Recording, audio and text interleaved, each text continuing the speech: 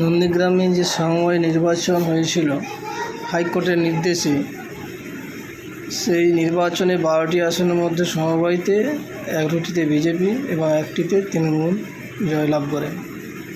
এবং জয়লাভের পর বিজেপিরা গেরুয়া আবিরে উৎসাহ হয়ে পুলিশের সঙ্গে ধস্তাধস্তি হয়। এই পরিপ্রেক্ষিতে শুভেন্দু অধিকারী তিনি বুঝিয়ে দিলেন যে পশ্চিমবঙ্গের মধ্যে পূর্ব মেদিনীপুর জেলা হচ্ছে গেরুয়াগড়। এই গেরুয়াগড়কে